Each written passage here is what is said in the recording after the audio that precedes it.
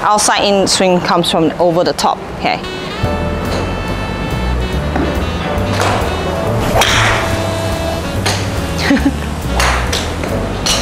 I just hit a few and then pick the one that's very outside in. Oh God, that's a huge slice.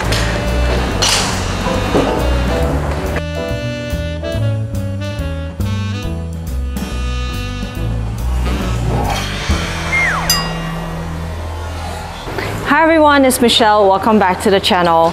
Today I'm going to talk about outside in or over the top golf swing.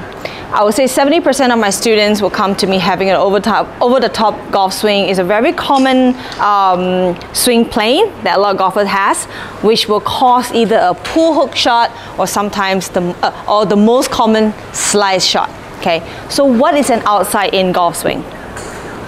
Outside in golf swing is you're swinging with the path coming from the outside. It's basically coming from this side to the left. Okay, if I'm going to draw a line up the shaft over here, okay, we're going to try to bring the club back on that shaft plane. But if you're swinging from outside in, that means the club and the arms are moving a bit above the plane and then cutting it across. So if I'm cutting it across with an open club face, the ball is going to slice. If I'm hitting it with a square club face, the ball is going to go straight left. Because the club face is square and the path is towards the left side, then I'll hit it straight left. Or if I'm covering the club face on the way down, the ball is going to go left and more left. All right, so that is the outside in golf swing. So what are the few errors that golfers has that causes the outside in golf swing? All right, now I'm going to talk about what are the basic stuff that cause the outside in. All right, I always tell my students, you got to make sure that you check the basic, which is the setup, everything that is in control before thinking it's a swing error. So for example, number one, if you set up with the right foot just a tad forward, that will already lead to a slight outside in swing path. Okay. Number two, because the ball position for the driver is a bit more towards the left side, if we set up with gripping the club already and then we just put the club straight down, I mean, this is more for like beginners. If they put the club straight down, so it will cause the shoulder to be pointing towards the left side. If the shoulder is pointing towards the left side, there's high chance you're going to swing it outside in as well. Unless, I mean, you've been playing forever and then you know that when you set up the club face and the shoulder, everything is going to be square. But then usually for a beginner, when they first start hitting the driver, high chance they will just set up like this. Okay, because they think that the chest got to face the ball. So that will create an open shoulder and that will lead to an outside in. The next thing is you start the backswing with the club going too under the plane and going too far inside. And because when the club is too low and too far inside, the only way to bring the club back to the ball is swinging from the outside in. Because if it's flat like that, and then you know you're going to try swinging more from the inside out, you're not going to make contact with the ball because the low point will be so far behind that you're going to totally miss the ball. So you're going to force yourself to get the club back somewhere on the plane to hit the ball. With the club going too far inside, that will flatten the shoulder as well. Flatten the shoulder, that means when I turn, my left shoulder is coming a bit too high. Ideally, we want to swing around our spine around this angle, right? So if we're going to have a flat shoulder turn, again, I will have to bring it on the outside in to hit the ball. The last thing is cupping of the wrist at the top of the backswing. If the wrist is cupped at the top of the backswing, again, high chance it will come from the outside in because the wrist angle is at a cupping angle, so that will force the outside in. But of course, there are some people that manage to come really inside, but look at the club face, is very open, but then they have to flick it in time to make contact with the ball. So with a cup wrist, high chance you will come outside in. One reason why we cup our wrist, of course, there are a lot of reasons, but the most common reason is when we take our backswing, we don't give enough time for the body to turn back. We just yank the club head up, that will cup the wrist right away. So I would say this is a few common errors that cause the outside in. Just gotta make sure you check this before thinking it's a swing error and then go from there. Okay, now I'm gonna show you a few tips on how to fix it outside in. So hopefully you can pick one or two of them to bring it to the golf course with you. I'm going to start off with talking about the setup. So we all know that the ball positioning is going to be more towards the left side. So I would like for you to put the feet together. The ball is going to be right in the middle. And then just open your feet about a fist wide. And then the right foot just right outside the right shoulder. Just be really careful. Actually put a club right in front of you. Just make sure it's parallel to the mat, or just make sure it's straight. Okay? You can just put your feet together and then open. Just practice this at home. Sometimes you kind of almost step on your shaft. If you open your right foot and almost step on your shaft, that means you're going to set up with a bit of an open stance. So from this angle, if I set up, having the shaft straight like this, okay? Feet together. Open my foot about a fist wide. My right foot is going to be wider. Sometimes we put it too far back. That will help us to come more from the inside out. But some people kind of step forward a little bit and you're going to step on your shaft. That will create an open stance, which will lead to an outside in downswing. So you can just stand and just practice anytime when you're free. Just make sure you're open. Find any straight line anywhere. Okay, just practice this. Okay? That will help you to set up a bit more square. Number 2, okay, assume you have a really nice square stance over here. Then talking about the shoulder, we're going to make sure we set up square as well. So how to set up square is you're going to make sure you start off with gripping with your left hand. And then for your right hand, we're going to push the hip bit forward. We're going to tilt our spine a little bit because technically when we set up with the driver, the left side is going to be a lot higher than the right side. So you want to reach the club by tilting the body just a tad, like this. Okay?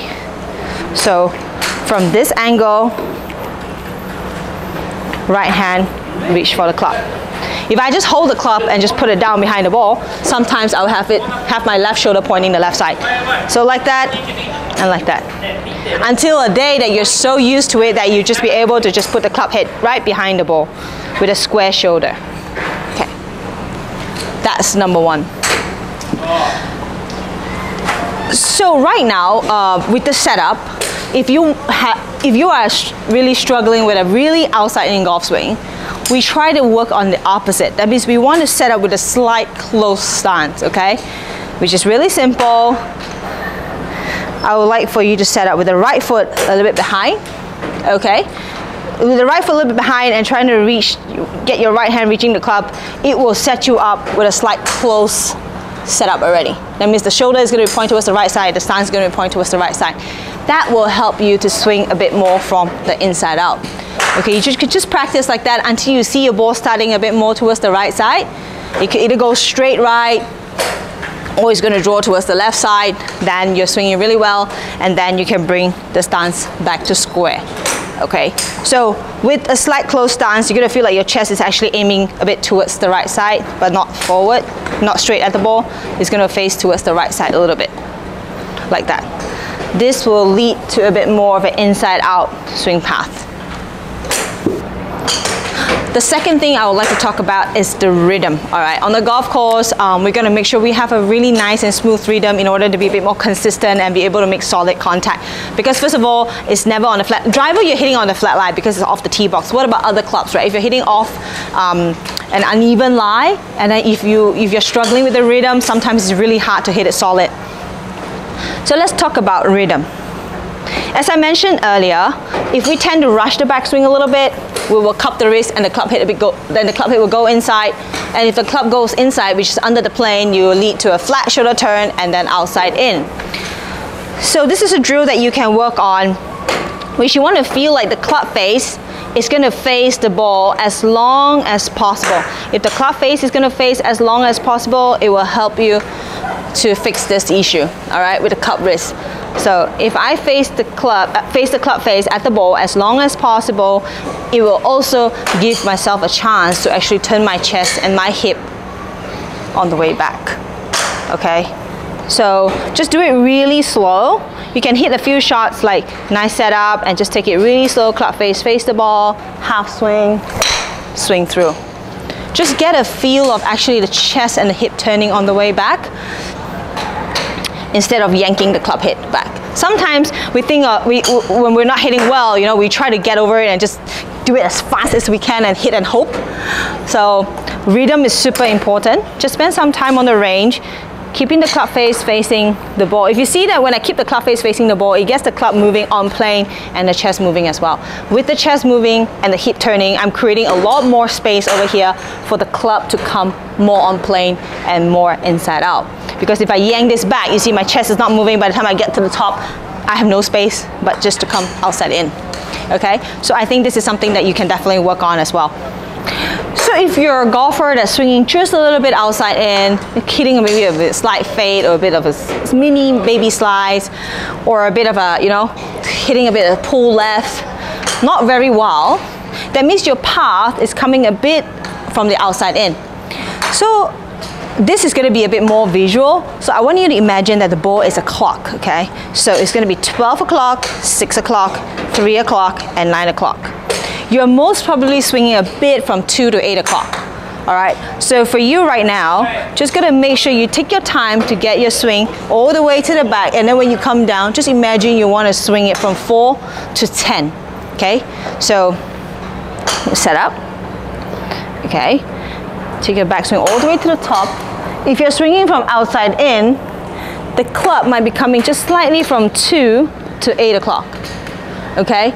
But for now, you need to feel the club is coming a bit from 4 to 10, okay?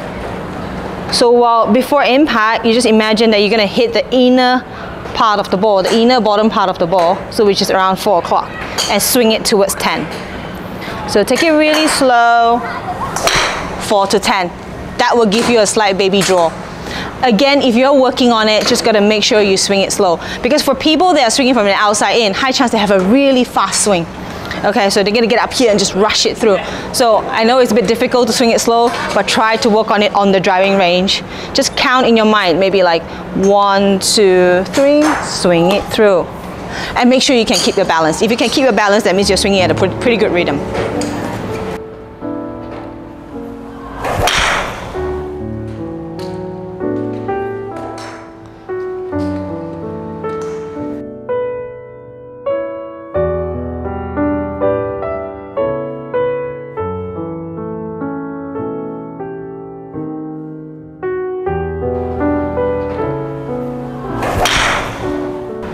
Alright guys, that's all I have for today. Hopefully these few tips will be able to help you guys that are struggling a little bit from the outside in or over the top.